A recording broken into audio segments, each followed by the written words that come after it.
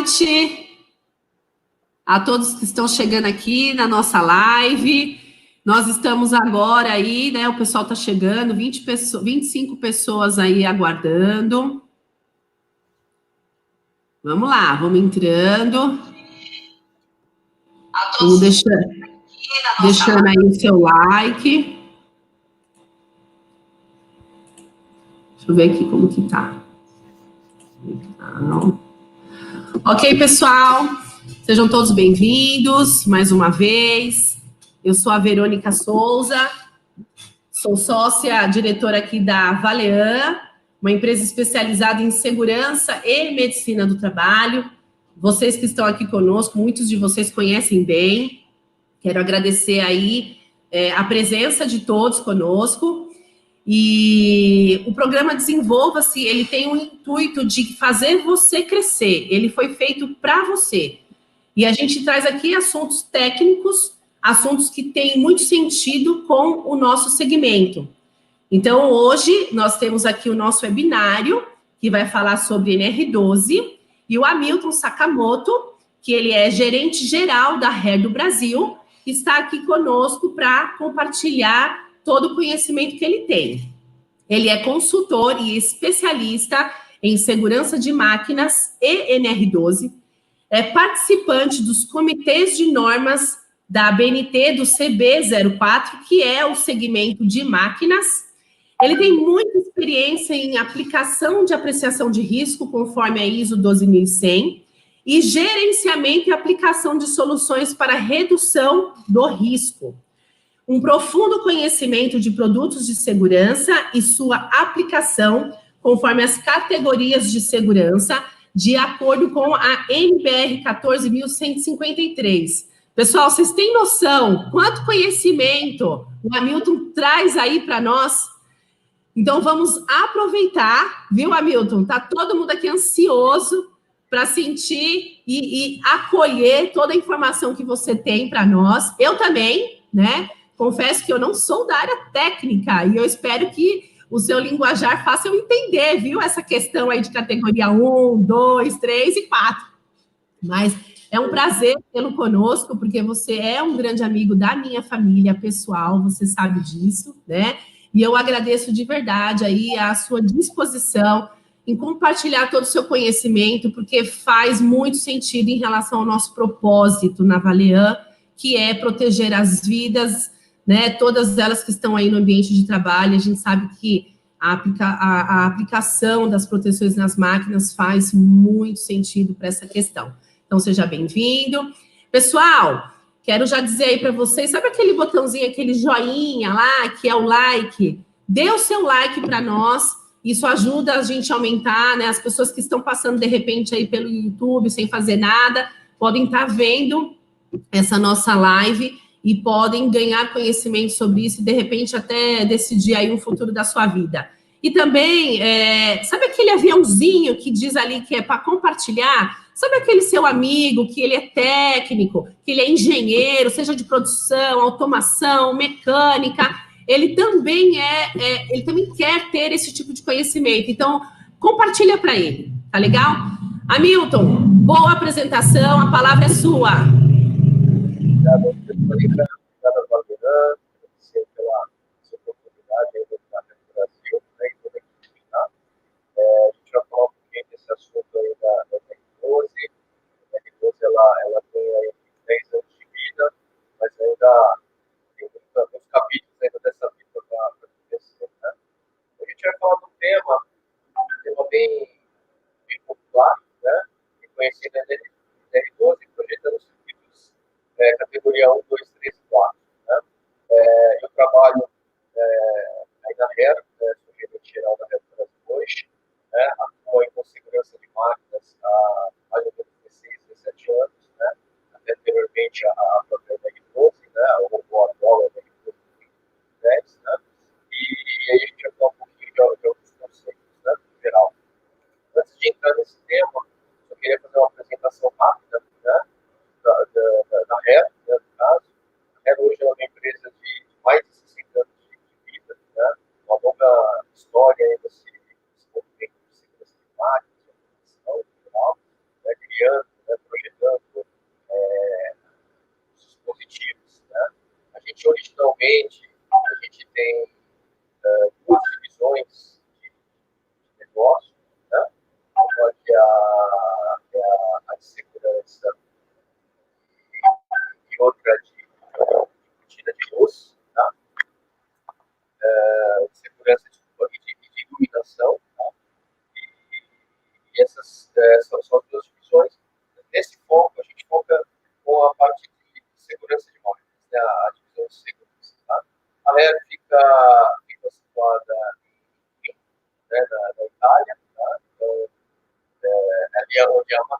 onde a gente nasceu. Né? Aqui no Brasil, a gente já está há basicamente 10 anos trabalhando com a Formato no Brasil, e com subsidiária especificamente a Golden Cone. Então, aqui a gente tem o nosso headquarter, aqui, nossa matriz, né, enfim, a nossa fabricação também aqui, produto projetado e produzido 100% na Itália, né, realmente de alta qualidade. E aqui nossa distribuição, nosso mapa, né, de comercial, né? Então, a gente tem a matriz na Itália, subsidiárias diretas na Coreia, China e no Brasil, né? E outros mais 65 distribuidores espalhados pelo mundo. Legal, aqui a gente vai fazer uma breve só introdução, e agora a gente fala um pouquinho da parte também de segurança de máquinas, né? Então, alguns conceitos eu sempre gosto de trabalhar no princípio, né? São conceitos importantes para a gente entender o que é a IN12 e o que são as categorias de segurança. Né? Então, o primeiro ponto, na verdade, é o processo cultural que a gente tem que ter. A segurança sem cultura, ela não vai para frente. Né? Então, o primeiro ponto que a gente expõe é a diferença de perigo e risco. Né? Então, o perigo é uma coisa ou situação com potencial para provocar danos em termos de lesão, doença e dano à propriedade. Tá? Só aqui melhorar. Tentar aproximar mais, né, que acho que o som está muito bom, né? Tentar aproximar um pouquinho mais aí, o pessoal que está comentando aí. Bom, vamos lá. Então, aqui eu apresento o conceito de perigo e risco. Né? Eu pedi para ela. O perigo é uma fonte ou situação com potencial para provocar danos em termos de lesão, doença, dano à propriedade, meio ambiente, local de trabalho ou a combinação destes, né? Já o risco é a possibilidade daquele perigo acontecer. Então, vamos analisar aqui a situação. Um tubarão é perigoso, um tubarão é um risco, né? Qual é a diferença? Né? Ele parece, na verdade, similar, né? Então, quando a gente analisa nesse ponto, nessa perspectiva, tá? Então, se a gente olhar nessa figura número 1, né? A gente vê a situação do surfista, né? O tubarão, ele é perigoso para esse surfista, né? Ele é perigoso e é um risco para esse surfista. Então, é um risco também para esse surfista, né? E já nessa situação, o tubarão, ele é perigoso. O tubarão, ele continua sendo perigoso, mas ele deixa de ser um risco para essas pessoas, né? Porque existe uma proteção feita, né, em torno aí dessas pessoas que evita que o tubarão chegue nele, tá? Então, um tubarão é perigoso, porém, somente é um risco se estiver próximo a você. Então, nós podemos evitar o risco, nós podemos evitar o risco ou reduzir o risco controlando o perigo, tá? No dia a dia de máquina, a gente está falando aí de tubarão, né? Mas no dia a dia nosso, que a gente está propondo aqui, é falar das máquinas em si, né? E no dia a dia, quem é o tubarão do dia a dia da indústria, em geral, né? Seria realmente as próprias máquinas, né? As máquinas, os movimentos perigosos mais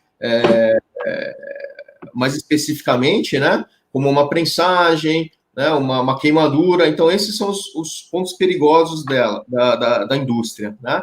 Então, são os maquinários em geral, tá? Por isso de todo o nascer em 2010 da NR12, tá? Aqui a gente traz também alguns outros conceitos que são importantes, são conceitos iniciais básicos aí para a gente trabalhar, né? Risco zero não existe, porém deve ser reduzido para o nível aceitável, né?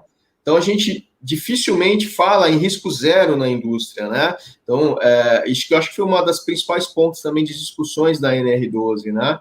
A gente trabalhar a questão do conceito de redução de risco, né? Talvez ali inicialmente a NR12 muito restritiva, né? O pessoal entendendo que o custo para um risco zero era basicamente muito complexo, e hoje a gente tem já um entendimento melhor do que a norma, né? Do que seria esse risco zero, né? E aí eu vou explicar conceitualmente, as categorias trazem muito forte essa questão, né? De não existir esse risco zero, mas aonde que a gente tem que chegar, né? E o que é segurança no fim, né? Essa palavra tão importante que a gente trata da NR12. Segurança é a ausência de riscos que poderiam causar dano ou poderiam danificar a saúde das pessoas, né? Então, é nisso que a gente vai trabalhar, usando o exemplo aí do perigo e risco, né? É justamente a gente tentar controlar esse perigo, né? Reduzindo o risco, tá? Para um nível aceitável, que dificilmente é o zero, tá? O Hamilton, deixa eu perguntar aqui para o pessoal. Pessoal, escreve aí no chat para mim se para vocês o som tá ok. Coloca ok som, aí só para eu saber aqui se a maioria estão ouvindo, porque quando eu voltei para a live, as pessoas falaram aqui no chat que estava ok, mas tem alguém me mandando um WhatsApp aqui dizendo que para alguns não está. Escreve aí para mim, por favor, rapidinho, só para a gente saber se o som está ok, para a gente entender se dá para melhorar ainda mais. Por favor, coloca aí se está ok. Até tem um pessoal aqui falando comigo aqui também no WhatsApp, que parece que não está muito bom. Sim, ok, som ok. Eu tô vendo aqui que tá tudo ok. Então tá ok, eu acho, Amil, tá ok, sim, viu? Então, maravilha. Aqui, está ótimo o som ok. Legal, pessoal. Então vamos para o que interessa. Continua aí, Hamilton. A palavra é tua. Bacana. Então vamos lá. Então, assim, agora a NR12, em 30 de julho de 2019, né? Ela sofreu algumas alterações, tá? Acho que quem está acompanhando um pouquinho essa movimentação da 12, né, viu essas mudanças, né? E eu gosto de trazer, esse item não é um item novo, tá? Não é um item que foi revisado, mas é um item de extrema importância, porque a NR12, quando ela veio realmente como uma certa avalanche aí para o conceito das máquinas, né?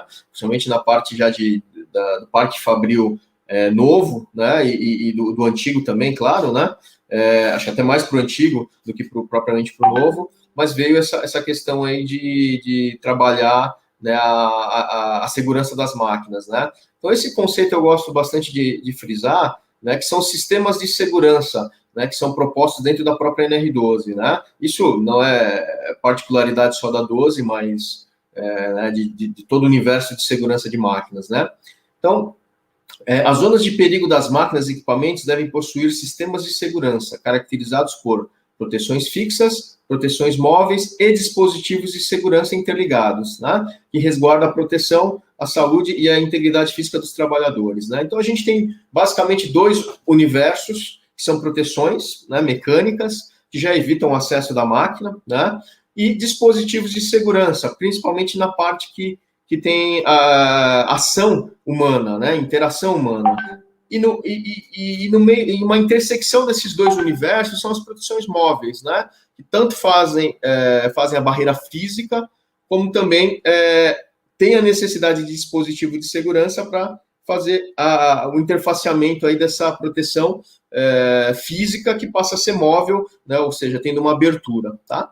Então, quando a gente fala das categorias de segurança, né, a gente fala basicamente dos dispositivos de segurança, né? Então, ou seja, as categorias são relacionadas aos dispositivos de segurança, aos circuitos, né? A todo o sistema de controle da máquina, e não propriamente as proteções físicas, tá? Então, a gente vai falar um pouquinho mais desse universo dos dispositivos de segurança.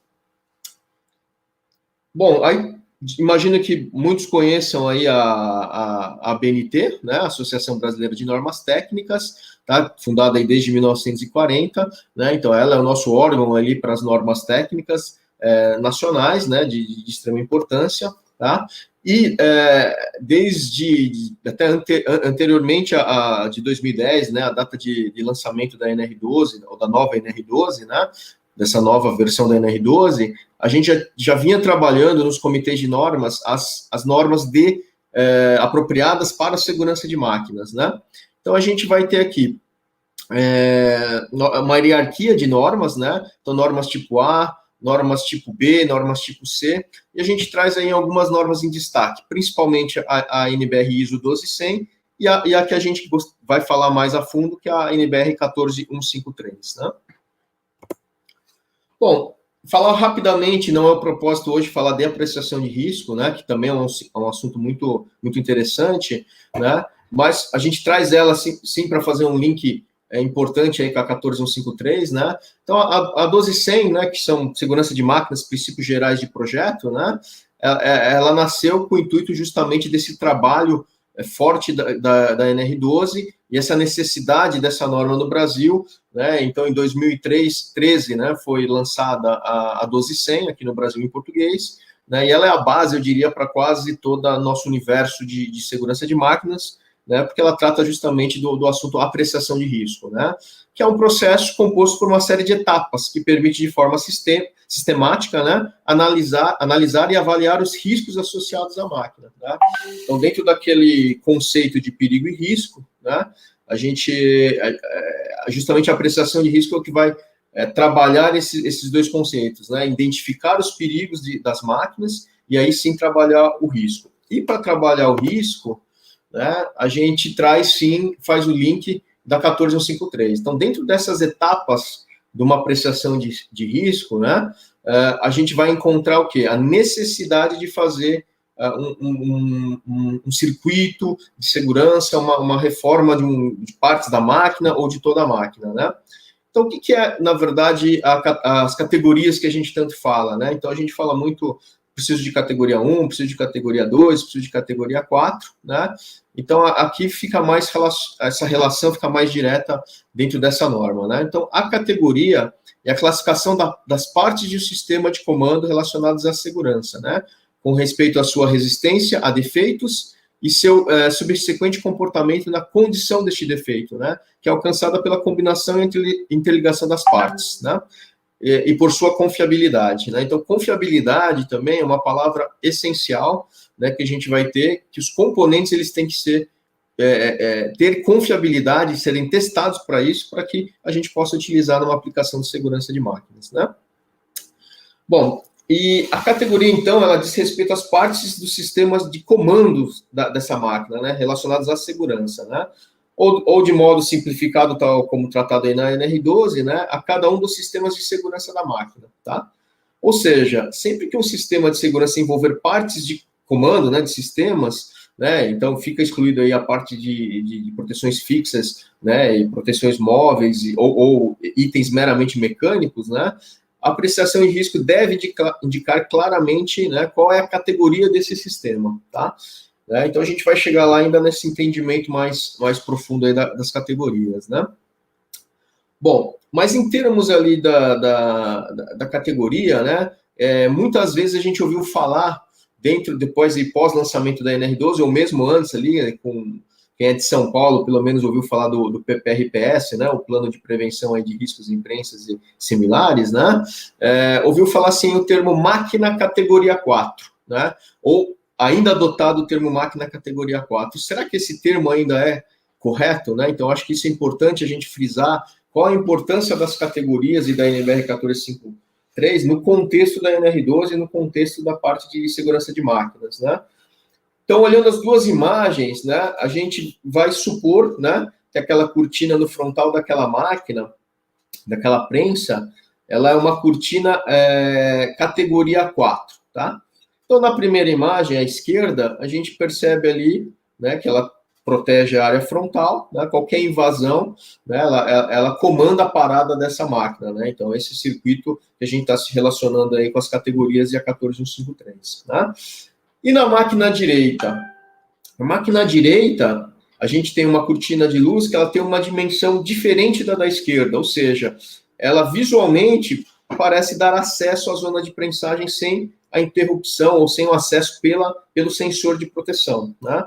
Então, nesse caso, a máquina é categoria 4? pensando que a cortina, o circuito que a gente está elaborado nessa máquina é um circuito categoria 4, a gente vai entender mais para frente como elaborar isso, né? Mas a gente entende sim que é um sistema categoria 4, né? A gente pode, né, imaginar que sim. Tá? Só que aí, nesse caso, eu faço a pergunta, a máquina está segura? Né?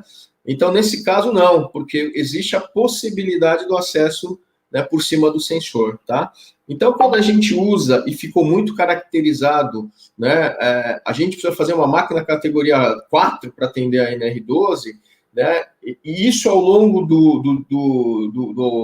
da evolução aí da norma dentro do país, né, que é um processo evolutivo também do entendimento de todos esses conceitos, né, a gente passa a entender que a máquina em si, ela não é categoria 4, a máquina ela tem que ser uma máquina segura, tá?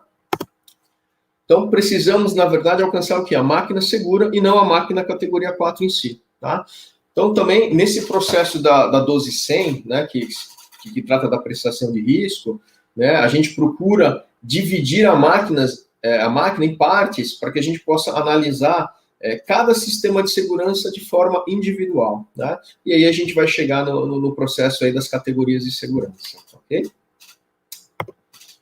Bom, aqui então a gente tem aqui um cenário ali de fácil visualização, né? Então a gente vai fazer uma apreciação de risco, né, para retomar o conceito do perigo e risco, né, avaliar os passos que a gente precisa ter dentro de uma apreciação de risco. E quando a gente vai chegar no momento de desenvolver um projeto, desenvolver, né, um circuito, um sistema, a gente tem que puxar outra norma em conjunto, né, com a ISO 12100, que é a NBR 14153, para assim poder fazer um circuito adequado, tá? Então, a 14153 é segurança de máquinas, parte de sistema de comando relacionadas à segurança e princípios gerais para projeto, né? E também, junto com todo esse conceito, a gente tem uma IEC, que é a 60204-1, tá? Que ela justamente explica como um componente que vai fazer parte desse sistema de comando, ele tem que ser em função da categoria ou da segurança exigida, tá? Então, é uma norma também IEC que tá sendo finalizada, se eu não me engano, ou já está publicada, ou está em vias de ser publicada, em português também aqui no Brasil, tá? Então, a gente vai ter todo aí um portfólio bem amplo, tá?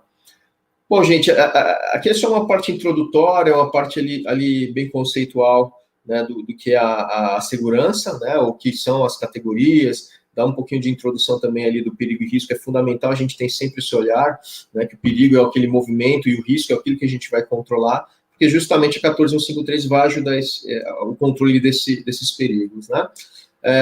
Também qualquer dúvida aí que tenha ali na apresentação, acho que o começo aí o áudio não ficou muito legal, então, pessoal, tiver alguma dúvida lá inicial, escreve aí no chat, né? Depois no finalzinho aí da apresentação, a gente entra ali para tirar as dúvidas iniciais, de repente até retomar um pouquinho do início da apresentação, tá? Mas aí a gente vai falar agora um pouquinho das categorias de segurança, né? Efetivamente entrando na NBR 14153, lógico, tentando sempre vincular aí a NR12, que é a nossa lei, né? A nossa norma de diretriz de máquinas. Mas retomando aí a NBR 14153, né, muitos já viram nessa imagem, é o gráfico de risco, né, a norma NBR 14153, ela se originou de uma EN, né, de uma norma europeia, né, até anteriormente a ISO, então uma norma até relativamente antiga, né, então ela foi baseada na EN 954-1, e ela traz essa avaliação através do gráfico de risco, né, onde a gente avalia, primeiro ponto é o S, de severidade, né, ferimentos leves, né, pequenos cortes, pequenos arranhões, até ferimentos mais graves, né, que pode ser escoriações mais graves, cortes mais profundos, perca de membro, né, ou até mesmo a morte, né. Uma área industrial, pouco universo acaba abrangendo, no fim, o S1, ferimentos leves, tá. E, posterior à avaliação da severidade do ferimento, que é o S, né, a gente passa para avaliar a frequência, né, o tempo de exposição ao perigo, né, então ela pode ser rara ou baixa frequência, curto período, ou frequência até contínua, né, eu brinco um pouquinho de que isso é mais ou menos como a gente pegar o carro e dirigir todo dia, ou dirigir só de fim de semana, né? Não significa que você vai ter um acidente dirigindo todo dia, significa só que a probabilidade de você ter um acidente provocado por você ou por outra pessoa, no caso, né, é maior do que o que só sai de fim de semana, né? Então, seria essa avaliação da frequência que a gente vai estar expondo ali entre F1 e F2. E, por fim, né, a última etapa da avaliação da categoria é a possibilidade de evitar o perigo ou limitar o dano, possível em condições específicas ou quase impossível. Isso tem muito a ver, por exemplo, com a relação da velocidade de que a máquina tem. Tá? Ou seja, se ela fecha lentamente, eu estou exposto no meio dessa prensagem, por exemplo, né, mas eu percebo que a máquina ligou, eu tenho tempo hábil de reação para sair do meio desse curso de fechamento de prensagem. Agora, se é uma máquina veloz, né, muito rápida, se meu braço estiver lá num ponto operacional, fatalmente a gente vai ter aí um esmagamento, né? Então, essa é a avaliação final que a gente faz para determinar a categoria de segurança, né? Então, a gente vai falar um pouquinho da categoria 1 a 1, né? Tanto da categoria B como da categoria 1, inicialmente. A categoria B é uma categoria que pouco a gente leva em consideração, tá? Porque, na verdade, ela não é bem um circuito, mas ela é um conceito, né? Então, ela é um conceito do componente em si, né? Então, eu vou ler aqui rapidinho as partes do sistema de comandos relacionadas à segurança, como mínimo devem ser projetadas, construídas, selecionadas, montadas e combinadas de acordo com as normas relevantes, usando os princípios básicos de segurança para aplicação específica de tal forma que resistam à fadiga operacional, confiabilidade com respeito à capacidade e frequência de comutação, ou seja, né, não adianta eu expor um componente que precisa trabalhar 1000 vezes por dia e ele só resiste a 10 vezes por dia, né? Então não adianta, esse componente não serve para essa aplicação, tá? Influência do material processado utilizado no processo, né? Como, por exemplo, detergentes, enfim, solventes em geral, que podem corroer o produto, né? Se eu não coloco ele, por exemplo, né, numa proteção, ou ele ser resistente a isso, ele vai também degradar e vir a falhar, né? E outras influências externas aí, como vibrações mecânicas, enfim, tá? Outras possibilidades. E a categoria 1 em si, né, e o que ele já começa a fazer? Ele começa a interligar esses componentes, né? Então, primeiramente, na categoria B, a gente avalia essa resistência, essas características do ambiente, e na categoria 1 a gente vai interligar eles num sistema já propriamente dito de operação, tá? E no caso da categoria 1, ó, qual é o princípio básico dele, né? Então, ele atende aos requisitos de B, né? Princípios comprovados e componentes de segurança bem testados devem ser utilizados, e a ocorrência de uma falha pode levar à perda da função de segurança. Porém, a probabilidade de ocorrência é menor que para a categoria B, né? Então, se a gente olhar, o que é uma categoria 1, né? Como é que eu avalio isso? É a mais simples, na verdade, para avaliação, é onde eu determino que a minha consequência daquele perigo acontecer, né, que nem a gente falou anteriormente no caso do tubarão, né, são somente ferimentos leves, né? Então só vai ter algum arranhão ou pequenas escoriações, né? A máquina, por consequência, se ocorrer um contato aí com o ser humano, né, ele vai só gerar ferimentos leves, tá? Então a gente automaticamente vai ter ali a bola cheia em vermelho em categoria 1, ok? Então, pensando nisso, a gente vai agora pensar no que se refere, né, o circuito categoria 1, tá? Então, esse circuito categoria 1 é um circuito relativamente simples, né? Onde uma falha simples, como, por exemplo, esse sensor que está monitorando a porta, né? No que a porta abriu, eu paro esse maquinário, né? Eu tenho apenas um contato simples, que se esse contato ficar mecanicamente colado, né? Que a gente fala esse termo de estar colado, estar, né, engripado ali e não realizar a reabertura, né, a gente não vai ter a parada da máquina, tá? Ou mesmo com a parte do acionamento, com a parte de potência, né? Então, a parte de potência ali, se ficar um contator colado, né,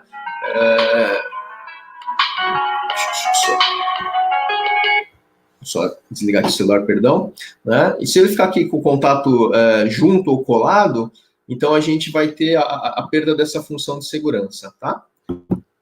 Então, ele é um circuito simples, né? Muitas vezes, eu comento que se essa, uma avaliação que a gente faz é se esse circuito realmente é um circuito de segurança, né? Então, ele é um circuito de segurança a partir do momento que a gente avaliar, se a gente retornar aqui um pouquinho, né? Qual é o grau de severidade desse dano, né? É um ferimento leve, lógico que ninguém exige e gostaria de ter um acidente, por mais leve que seja, mas se ocorrer, ele só uma severidade leve, né? Então, para esse circuito, a gente adota um circuito mais simples. Isso não significa que não existem princípios de segurança já dispostos no circuito, né? Essa chave de segurança, na verdade, ela tem contatos positivamente guiados, né? É um conceito de segurança que a gente aplica, né? Dentro de norma, claro, né? O contator mesmo, né? O contator também tem contato espelho, ou seja, contato que são mecanicamente também especiais ali para atuação, né? Hoje, normalmente, todos os contatores, ou quase todos, já têm essas características, né? Então, e de novo, uma categoria B, ele vai estar propriamente dimensionado para aquela aplicação, tá? Então, se a gente olhar aqui um circuito, né, isso já é um circuito mais funcional mesmo, né, então a gente vai avaliar, talvez com mais precisão e mais detalhe, né, o que se refere a uma categoria 1, né, ou um circuito em si. Então, aqui a gente tem no desenho ali o S1, botão de emergência, um S3, um botão de liga, um S4, um botão de desliga, um disjuntor motor, né, para fazer a proteção ali do motor, né, para que não haja faiscamento e até possivelmente provocar um incêndio, né? E o G1, né, o nosso equipamento G1 ali, é um inversor de frequência, né? Então, o inversor de frequência é um equipamento ali para gerar rotação no motor e fazer um controle de velocidade nele, tá? E a gente vai ter alguns auxiliares, né? O K1, né? Ele vai fazer esse auxiliar aí, esse contato de interface entre o comando e a potência, né? E o M1 ali, que é o próprio motor, tá? Então, se a gente analisar, né, é um pouquinho mais técnico, a gente apertando ali o botão de liga, né, o botão S3, ele gera uma reação no circuito de comando, né, chamado de contato de selo, ou seja, ele mantém o motor ligado, né? Então, ele vai acionar lá o K1, que vai acionar ali o gira, né, a entrada gira do inversor, né, que está ali indicado pela setinha no liga motor, e vai fazer o acionamento do equipamento, tá? Sem redundância, né? Por quê? Porque ainda estamos em categoria 1, e qualquer acionamento de S1, ou mesmo do botão de parada, né? Do botão de desliga, o S1 ou o S4, ele provoca ali a parada do motor, tá? Então, aqui são esse princípio, e o princípio de ter um inversor é o desaceleração, né? Fazer uma parada controlada, tá?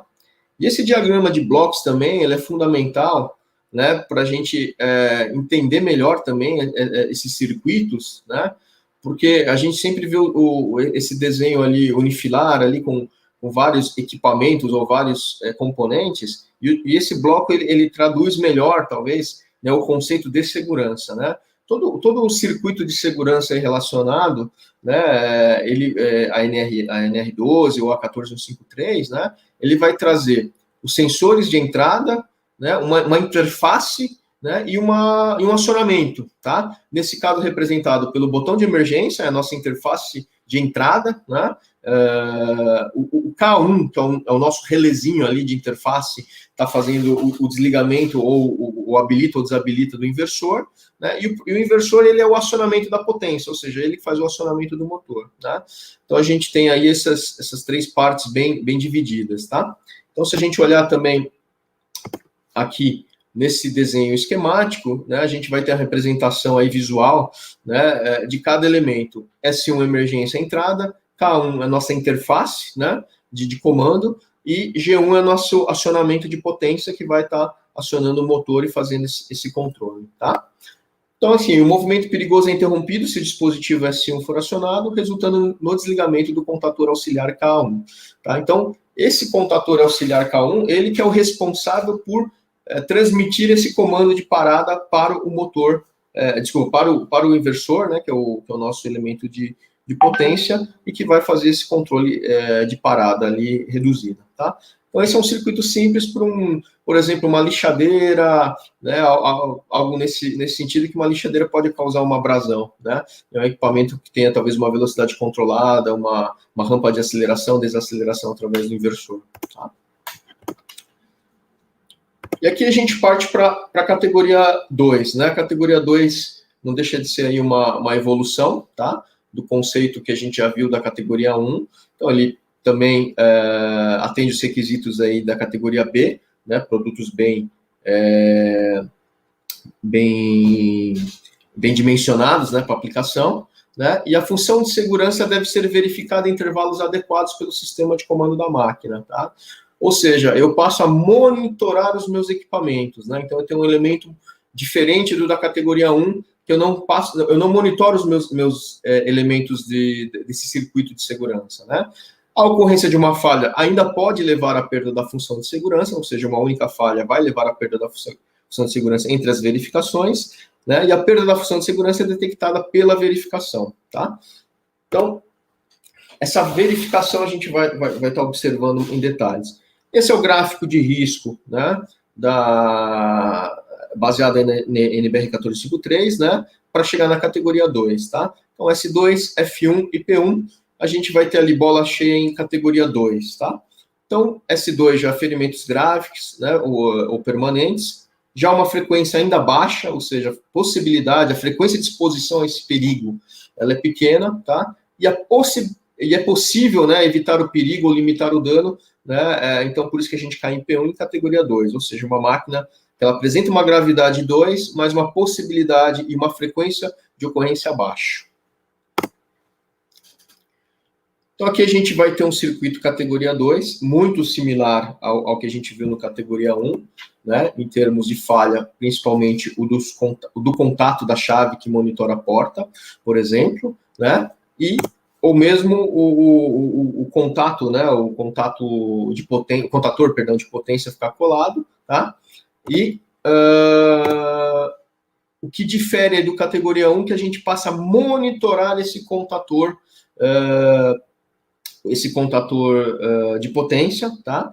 Então, se caso ele ficar colado, o elemento de interface, né, o relé de segurança ali exemplificado na área amarela, ele vai monitorar e vai entender que esse contator falhou, né? E aí ele pode gerar uma sinalização por lâmpada, uma sinalização sonora, ou coisa do tipo, tá? A própria chave, né, nesse caso, a gente passa a ter uma monitoração já de fiação, né? O pessoal pergunta muito, mas o que eu faço de monitoração na questão da própria chave? A gente passa a ter uma monitoração de curto-circuito, isso pode existir dentro do próprio relé de segurança. Vai evitar que uma falha leve a perda da função de segurança? Não, mas a gente passa a poder sinalizar que o equipamento está em falha, tá? Então, essa sinalização também faz parte aí de um contexto ali dentro da categoria de segurança, tá? Essa monitoração. E aqui a gente traz um outro exemplo, né, para o categoria 2, diferente ali do categoria 1. Aqui a gente também tem uma interação já com CLP de controle, né, e uma interface propriamente dita, né, de segurança, uma interface já mais clássica para segurança, né, que é um relé de segurança, tá? Então a gente vai ter um sensor magnético, né? Esse sensor magnético ele leva sinal tanto para o CLP de comando como para a interface de segurança. A interface de segurança nossa é esse pontilhado, né, chamado de KS, tá? Aqui a gente traz um sisteminha de válvula, tá? Um sisteminha hidráulico, tá? Então a gente passa a ter uma válvula direcional, né? Essa válvula direcional 100.1A, B, né, mandando abrir ou fechar o sistema, né, tá representado no desenho. E esse comando, ele vem do CLP de automação, tá? Porém, quem interrompe, né, o movimento é propriamente o KS, que é a interface de segurança, tá?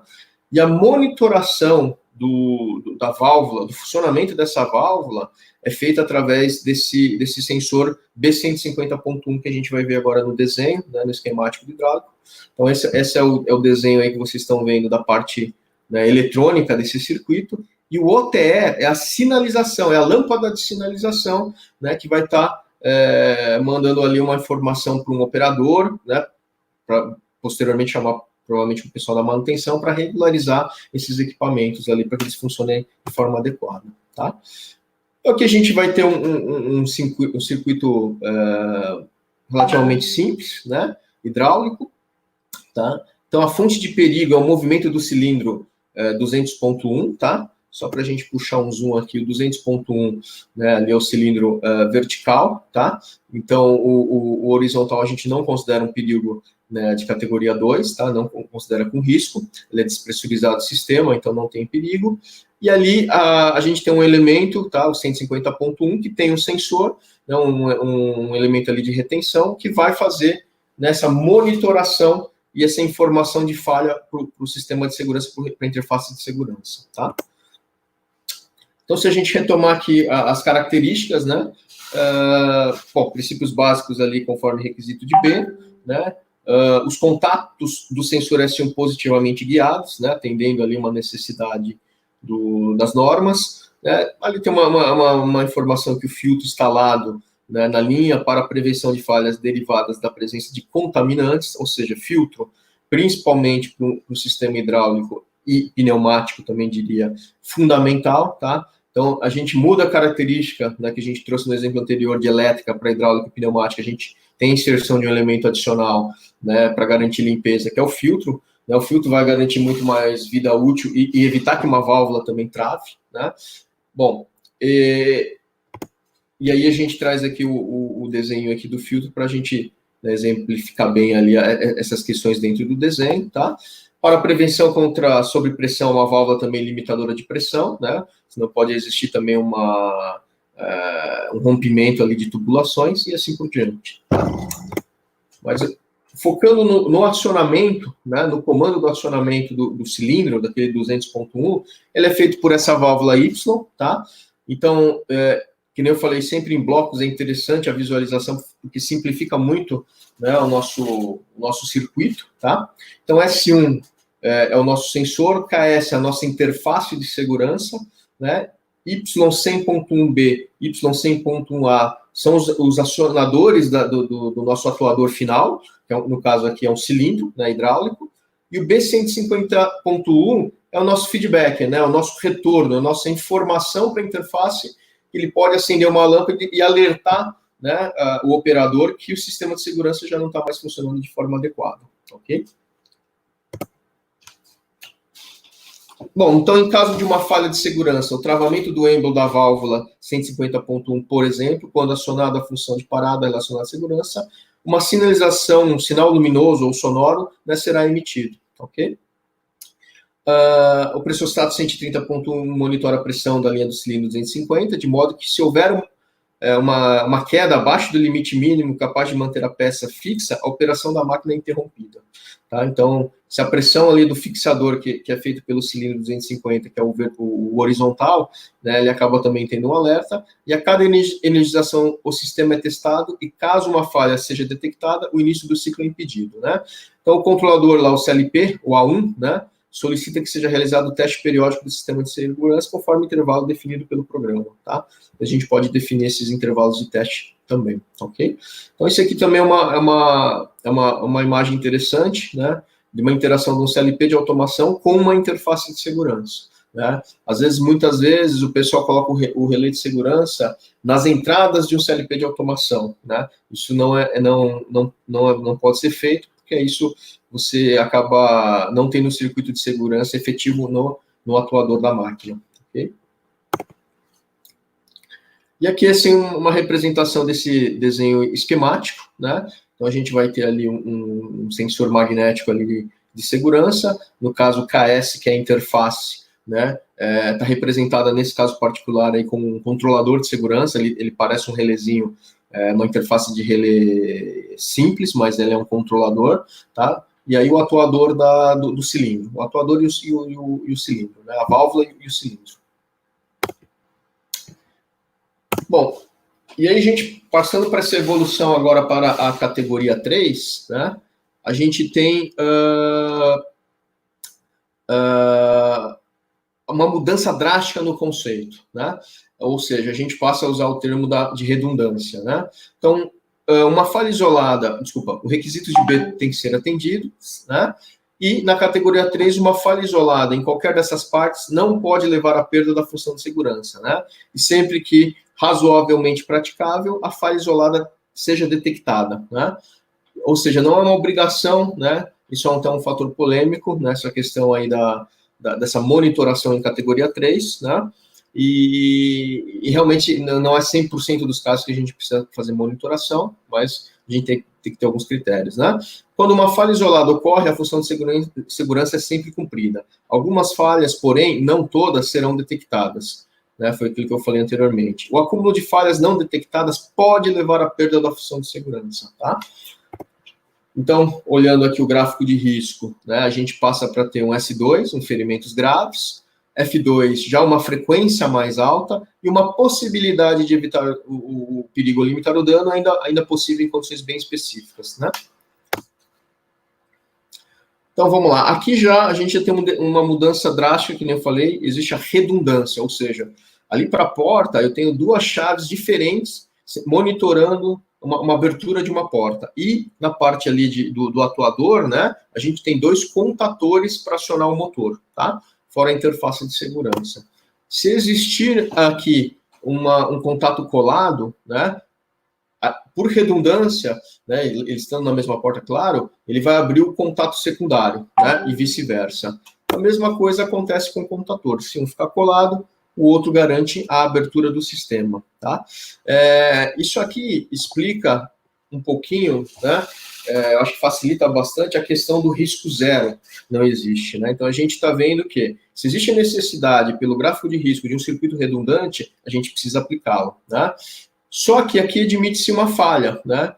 Então, e qual é o risco que não é zero nesse circuito, que já me parece bem mais seguro que os anteriores, né?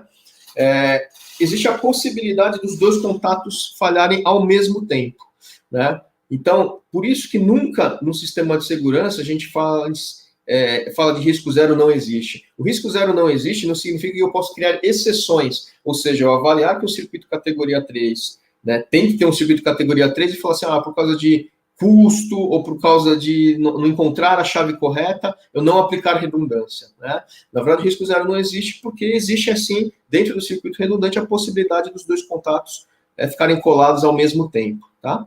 É óbvio que, conforme eu tenho uma chave, a probabilidade desse contato colar no instante que eu acessar essa porta é altíssima. Se eu coloco uma redundância de duas chaves, isso cai drasticamente essa probabilidade, né, de os dois contatos colarem, ou seja, falharem ao mesmo tempo, no momento ainda que eu fico exposto ao perigo, tá? Óbvio que a pergunta pode vir, Milton, poderia colocar 3 contatos, poderia colocar 1000 contatos, poderia, sem dúvida, né? Mas aí começaria a ficar um pouquinho fora do contexto real. Custo, aplicação, espaço físico, claro, né, da própria porta. Então, uma redundância de duas chaves foi o que as normas encontraram que é bem razoável e bem seguro, tá? A mesma situação da probabilidade se equivale para os contatores, tá, ok? E para os contatores, o circuito de segurança, né, ele acaba se repetindo um pouquinho em termos de, estamos usando o inversor, né, então o exemplo que a gente utilizou na categoria 1, porém estou usando chaves aí magnéticas de segurança em série, né, isso é importante falar. Independente de como está a minha parte de saída, ou seja, a minha parte de controle, nesse caso particular do motor, se eu tenho chaves eletromecânicas, né, ou seja, como uma chave magnética, que tem atuadores, contatos mecânicos, né, atuados aí por um meio magnético, se ele está ligado em série, automaticamente eu caio meu circuito para a categoria 3, tá?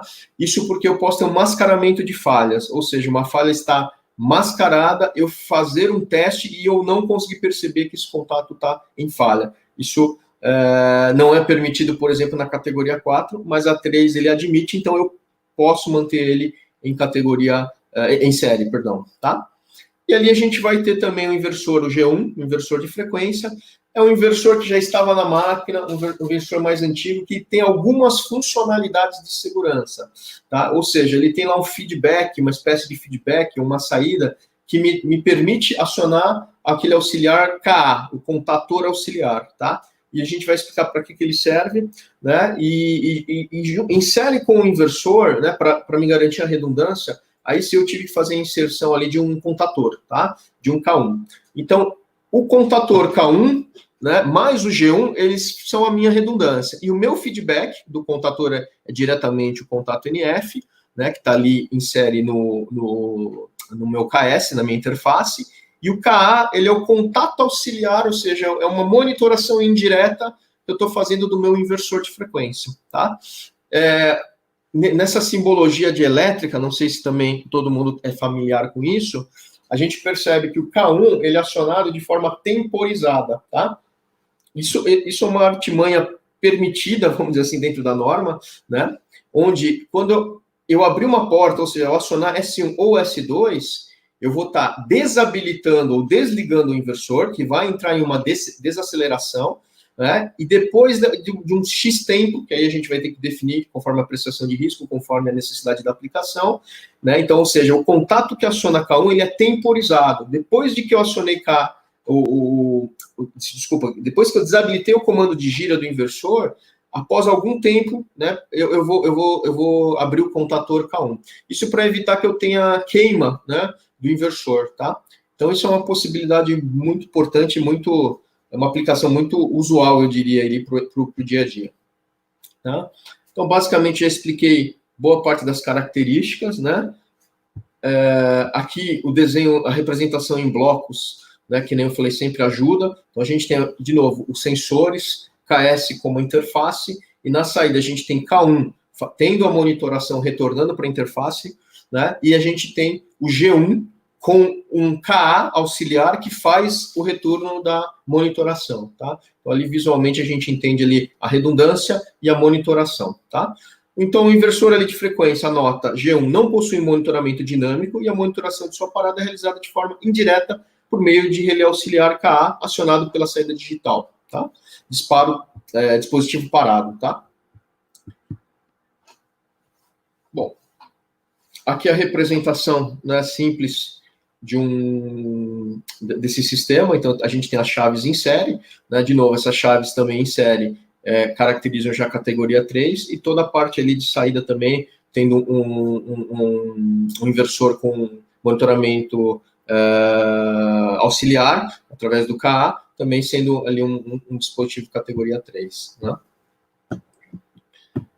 Bom, e aqui a gente parte para o categoria 4, tá? Os requisitos de B, a utilização de princípios de segurança comprovados se aplicam, né? E aí uma falha isolada em qualquer dessas partes não leve à perda da função de segurança, tá? Uma falha isolada seja detectada durante ou antes da próxima demanda da função de segurança. Se isso não for possível, o acúmulo de falhas não pode levar à perda das funções de segurança. Quando as falhas ocorrem, a função de segurança é sempre cumprida, as falhas serão detectadas a tempo de impedir a perda das funções de segurança, né? Então, a gente olhando aqui o gráfico de risco S2, ferimentos graves, frequência ou tempo de exposição alto, e aí quase impossível a possibilidade de evitar o perigo ou limitar o dano. A gente vai ter bola cheia ali em vermelho, em categoria 4, né, onde a gente sempre comenta quando a gente fala de NR12 e segurança. E o que é efetivamente esse circuito categoria 4 e em relação ao acúmulo de falhas, né? Então, aqui a gente vai ter como categoria 3, redundância, né, esse é um princípio básico da 3 e da 4, né? Detecção aqui, ó, se um contato for colado, o outro vai abrir, a gente exclui a possibilidade dos dois, lógico, falharem ao mesmo tempo, tá? E aqui também eu faço, ó, se a gente olhar em detalhes do circuito, uma chave eu monitoro por 0 volts, outra por 24 volts. Se eu tiver um curto entre os canais e essa tensão for a mesma, o acúmulo desse curto-circuito mais o contato ficar colado, na categoria 3 eu não detecto.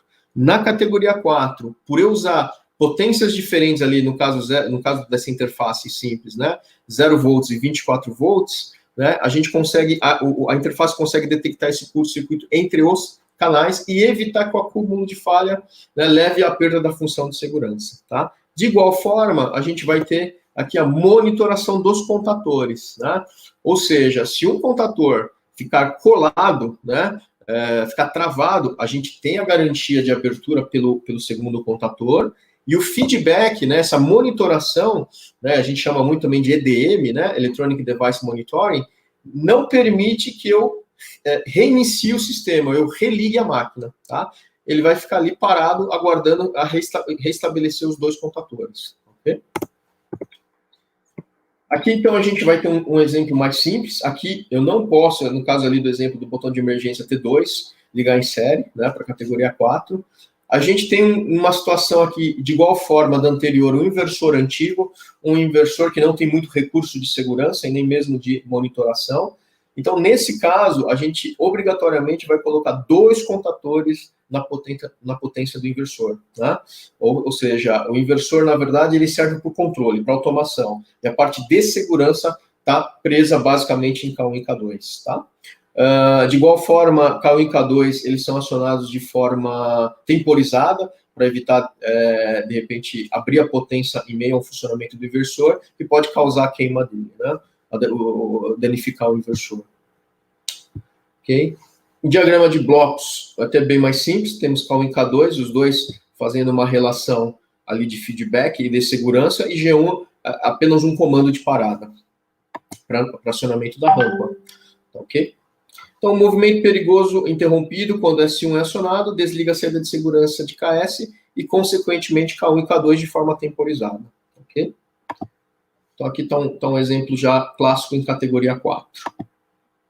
Em categoria 4 também, a gente tem uma outra possibilidade de inversor que eu gostaria de trazer, acho que não são as únicas que eu estou exemplificando, vão ter outras situações, mas aí a gente não tem ter mais tempo para explicar outras, né? Seria também o mesmo exemplo, já com um inversor mais moderno, de repente, não estamos mais falando de uma reforma, a gente tem ali o exemplo de uma cortina de luz no lugar do emergência, né? Uma B1 em categoria 4, né? Tipo 4, um botão ali de reset para fazer o rearme, né, o reconhecimento da falha, e ali a gente vai ter um inversor de segurança, né?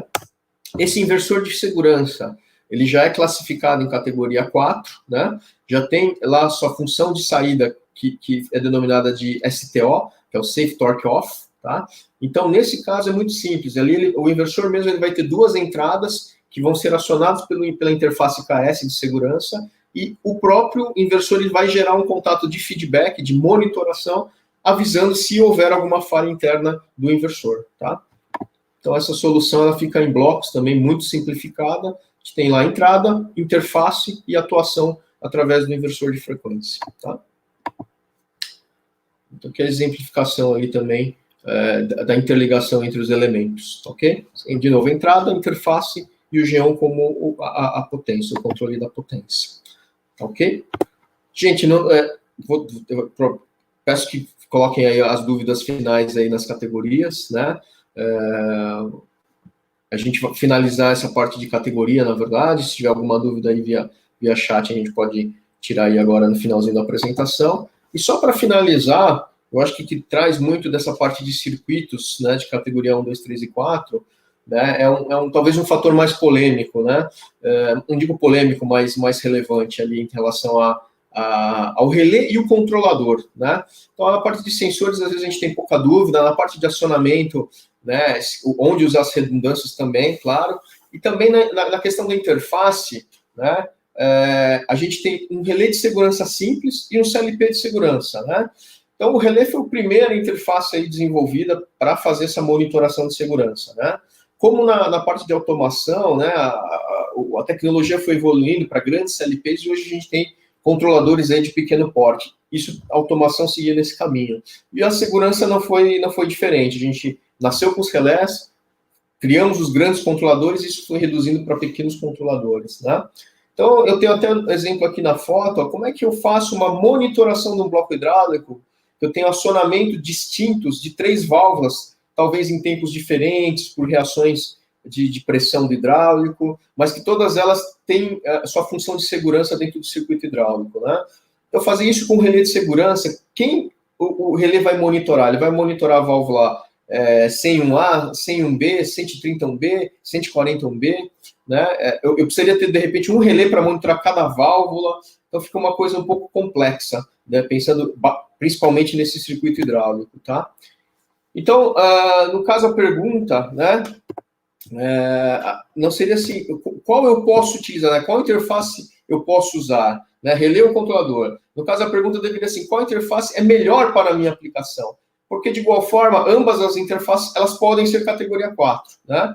Mas no caso do exemplo do hidráulico, né, o controlador, ele pode ser melhor para solucionar essa aplicação. O controlador, ele vai ter uma CPU, ele pode ter expansões, né, ele pode fazer a sinalização com frequência diferente de flashes, né, numa lâmpada. Então, ele tem mais poder para auxiliar na aplicação, tá? Então, acho que essa é a decisão final, né?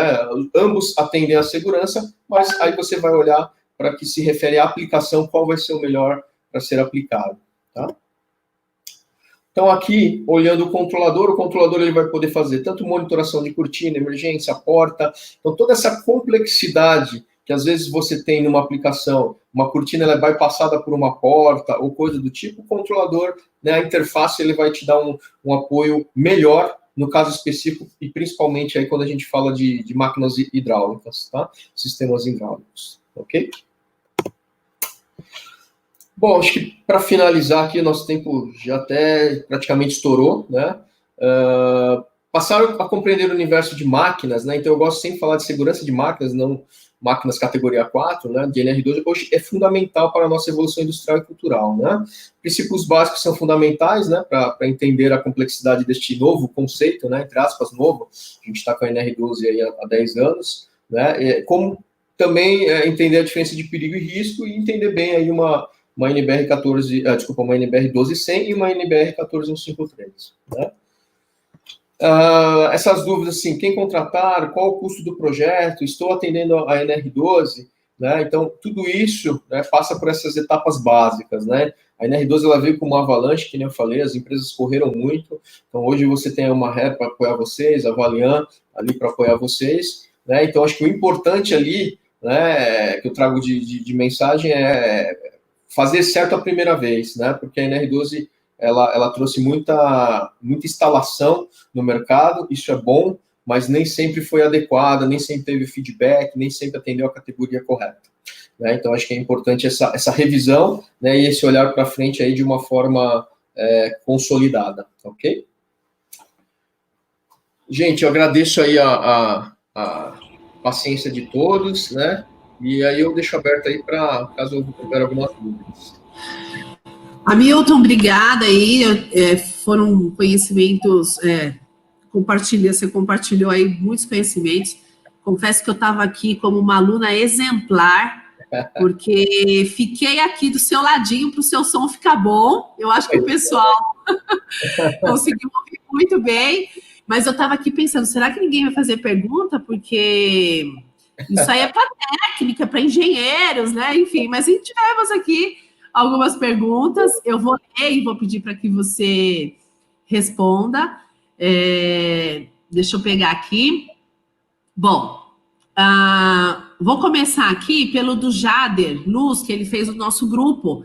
No WhatsApp, nós temos um grupo que é do programa Desenvolva-se, é um grupo específico para técnicos, engenheiros, pessoal do segmento de segurança do trabalho, onde a gente interage ali alguns assuntos relacionados a isso. Então, ele perguntou assim, este pressostato é de automação? É de automação, o pressostato na parte hidráulica não é necessariamente um pressostato, principalmente na linha hidráulica pneumática, né?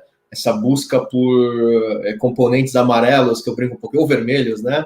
Ela acaba existindo, mas é um pressostato de automação, não é um pressostato necessariamente especial ou com características especiais, né? Eu acho que até vou emendar, pensando nisso, né? Existem também no mercado, o pessoal fala dos contadores de segurança, né? Que nem eu coloquei alguns contadores lá, K1, K2, né?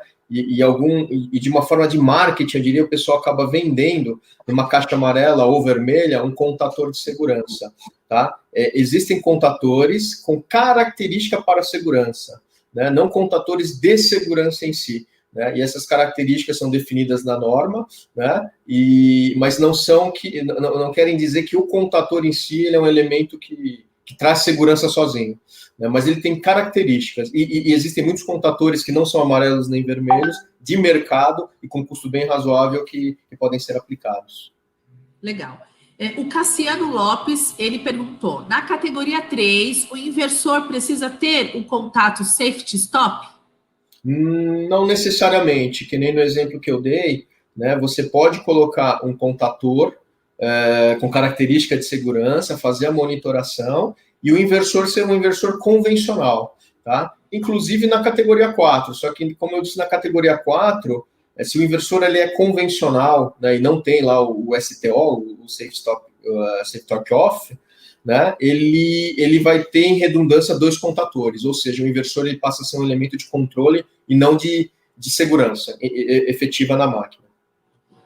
O Altair Santos, conhece bem, né? Que é da nossa equipe aqui, meu marido, enfim, né? Engenheiro de segurança do trabalho aqui da nossa empresa, perguntou assim: o botão de emergência, considerado categoria 1, obrigatoriamente tem que ser monitorado? Se não, por quê? Não tem que ser monitorado, né? Porque justamente uma única falha, como diz a categoria 1, pode levar à perda da função de segurança, né? E não existe, como na categoria 2, uma necessidade de monitoração e de sinalização, né? Porque, na verdade, o intuito até da categoria 2 de monitorar seria para sinalizar o operador, porque a falha já existiu e o acidente já pode ter ocorrido. Então, na verdade, na categoria 2, a gente não permite que se agrave a situação, né? Mas, infelizmente, são categorias, entre aspas, não muito confiáveis, né? Mas, de novo, por uma avaliação de um perigo pequeno, né?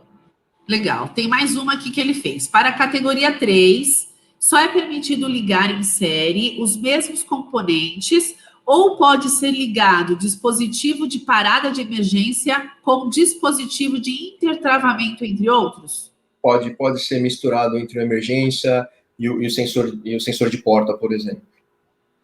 O Matheus Campos perguntou: o PLC pode fazer um controle de tempo para retardo de liberação de portão com fechadura eletrônico ou precisa ser um relé temporizado específico para segurança? Nota: acionamento por contator direto. Olha, eu estou imaginando que essa necessidade de tempo dele tem relação com a segurança, claro, direta. Se sim, diria que pelo CLP de segurança sempre.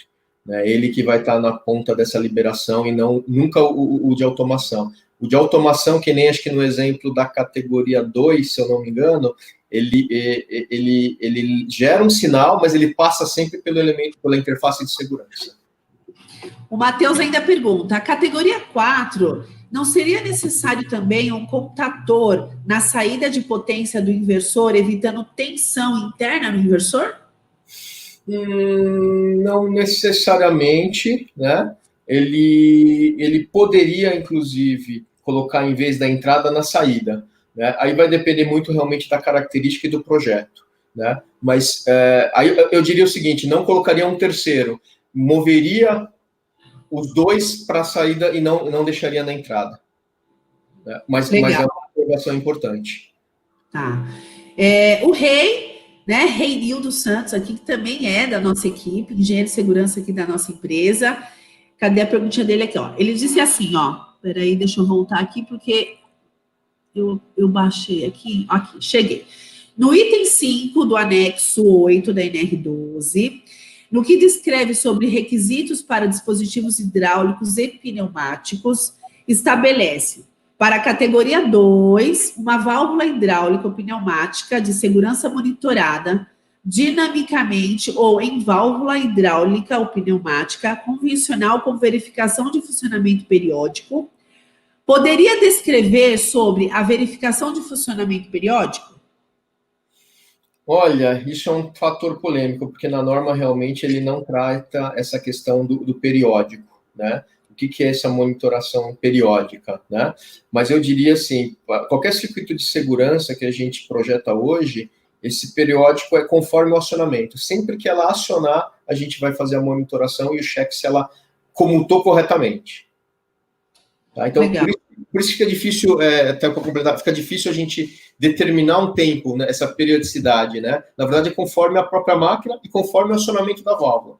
Né? Existe um certo temor de quem confecciona, às vezes, a norma, isso é um fato, né? Infelizmente existe isso, de ser muito preciso nessa informação e causar travamentos de projeto, né? Mas a gente pode compreender esse periódico conforme o acionamento da válvula. Ô, Hamilton, tenho certeza que se fosse o Rei ou o Alteia aqui, vocês estavam no maior bate-papo agora, porque eu só tô lembrando, eu falo, meu Deus, quanta coisa legal, né? Que é técnica para vocês mesmos.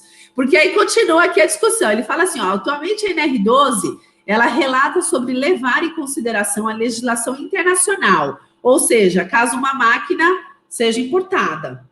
E a mesma possuir um dispositivo de intertravamento com bloqueio eletromecânico, monitorado pelo PLC, operacional, e garante a segurança da operação manutenção. Ele está querendo discutir, você está vendo, né? Vou abrir para ele aqui. Mesmo não sendo monitorado pelo relé ou PLC de segurança, pode ser aceitável?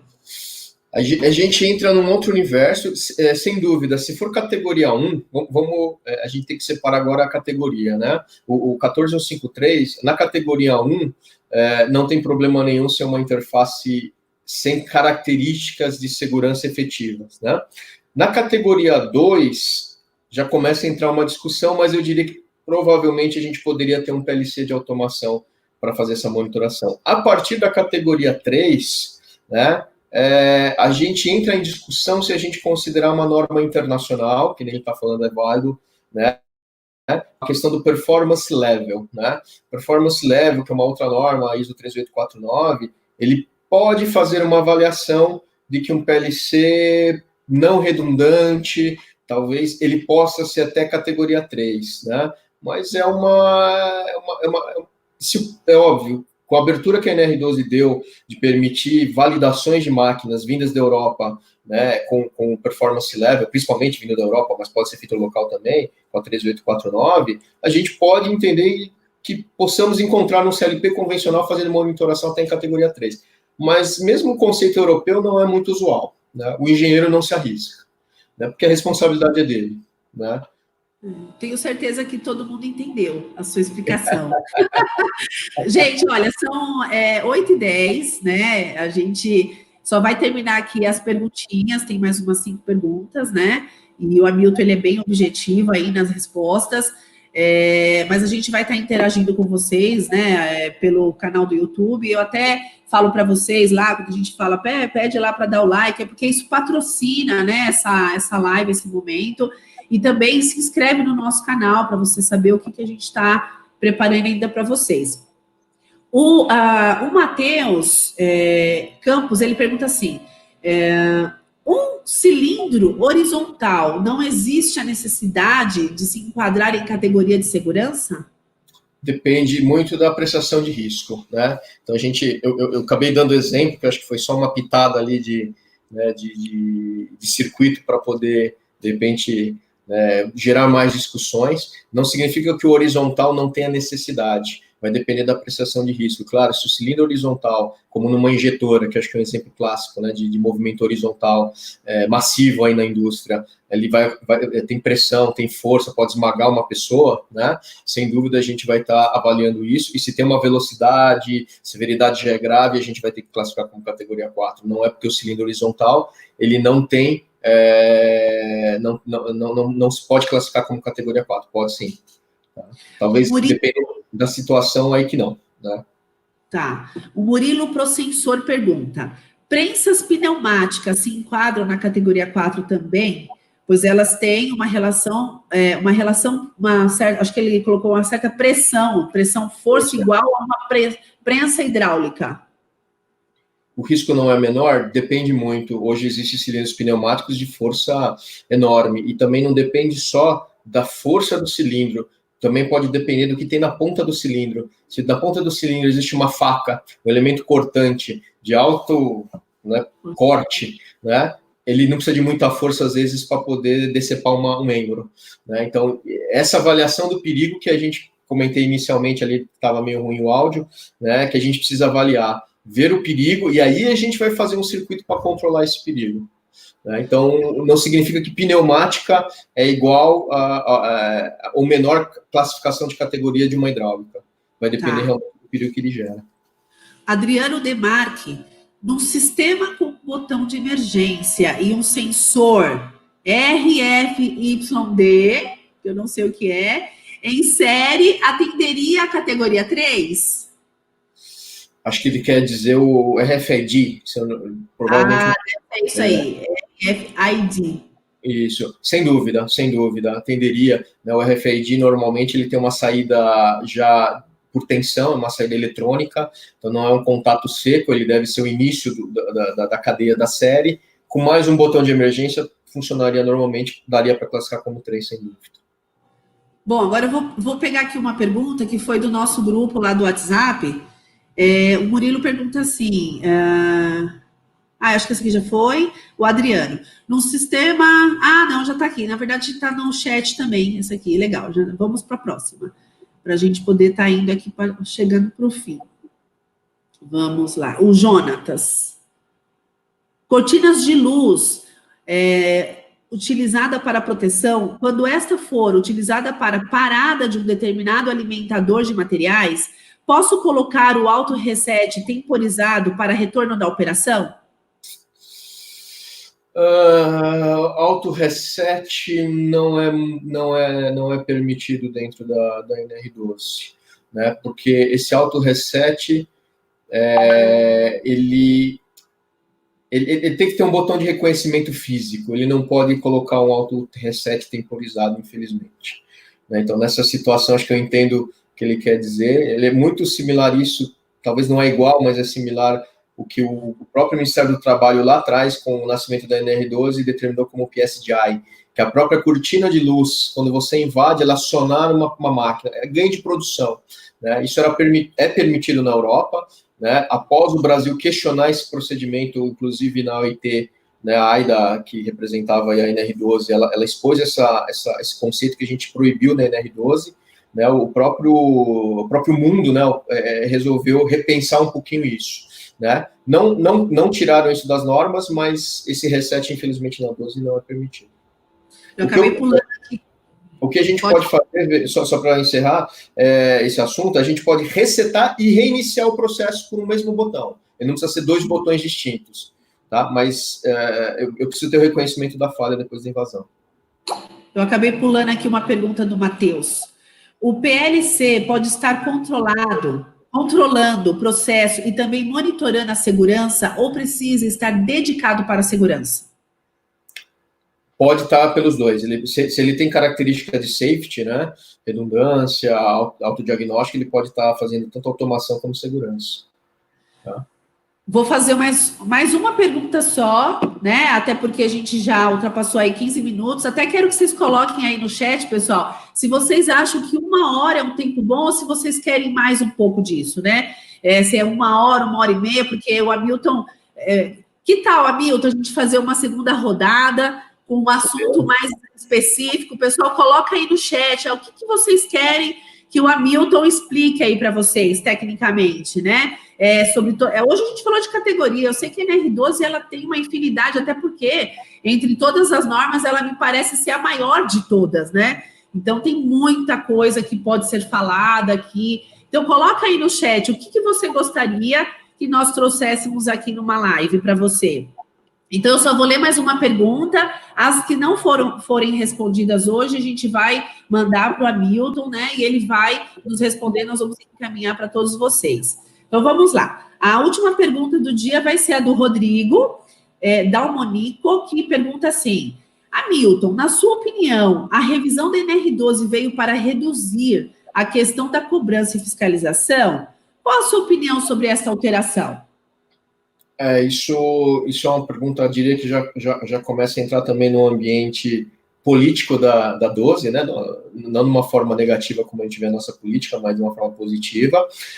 Eu acho que a nova versão ela veio só para remodelar alguns conceitos. Na verdade, após 2010 já existia um grupo que estava fazendo algumas correções, algumas remodelações de alguns conceitos que já estavam sendo aplicados da 12, né? Então, ela só demorou um pouco mais, porque entrou numa discussão um pouco maior da 12, né? Mas, ao meu ver, ela não veio... Nenhuma alteração foi muito grande que que fez diminuir o processo de fiscalização. O que fez diminuir o processo de fiscalização é o que está acontecendo, por exemplo, agora. Né? Numa época de pandemia, nenhum fiscal vai visitar, isso é fato. Mas mesmo antes, né, uma recessão, processos econômicos, aí, dificuldades econômicas que o país enfrenta de uma forma até política, isso acaba afetando um pouquinho a relação da fiscalização. O pessoal acaba tirando o pé, mas não do conteúdo da norma. Eu acho que o conteúdo da norma ela não veio para deixar mais leve o conceito de segurança de máquina e nem veio para diminuir o processo de fiscalização. Né? O que veio, na verdade, acho que em 2019, agora em julho, foi uma consolidação da NR12. Ela entrou por uma discussão de quase 10 anos ali, lógico, sendo operada, sendo revista. Alguns pontos concordo que deveriam ser revistas, melhor explicadas ou deixado um pouquinho mais aberto. E agora acho que em 2019 ela só veio para ficar consolidada e ninguém mais questionar a necessidade de uma segurança numa máquina. Hamilton, eu quero agradecer, né, a sua presença aqui com a gente e agradecer a presença de todas as pessoas que participaram. Eu já vi aqui que vários se inscreveram no nosso canal. Ajuda a gente aí a divulgar esse nosso programa Desenvolva-se. O objetivo é realmente crescermos juntos, né, com conteúdo rico e específico aí de segurança do trabalho. Então, Hamilton, as pessoas gostaram bastante, a gente teve bastante comentário, né, a gente só teve uma questãozinha de falha no início do som, mas são ajustes técnicos, né, que isso aí seja aprendizado, né, para os próximos.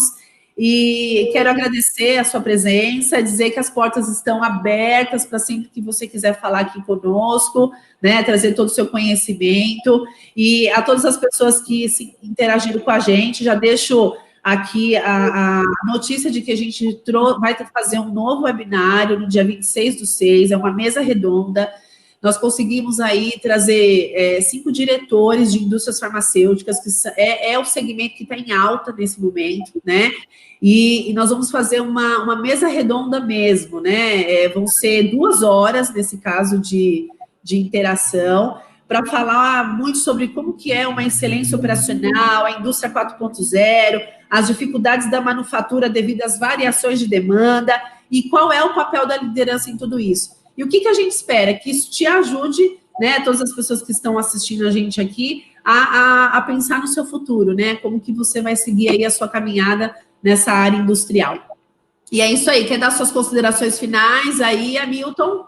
Não, só agradecer aí a Valian, né, o Grupo Valian, agradecer a todos aí pela participação e vamos continuar estudando essa NR12 aí e vamos encarar essa segurança de máquinas. É isso aí, gente, porque o nosso propósito é salvar vidas e proteger as vidas e os patrimônios, né? Então, o nosso bem maior é a nossa vida, né? Então, quando você está operacionando uma máquina, ou quando você está à frente de uma indústria, né? Nessa questão, é muito importante que você tenha a visão, né? Que você saiba o que fazer. Então, conta com a gente, né? Nós somos parceiros, estamos juntos, né, Hamilton? E por você, pela sua empresa, para que a gente possa aí transformar o nosso país num país melhor, né, para nós e para gerações futuras. Então, um abraço, um tchau para todos vocês e até a próxima. Até a próxima, boa noite. Obrigado. Boa noite.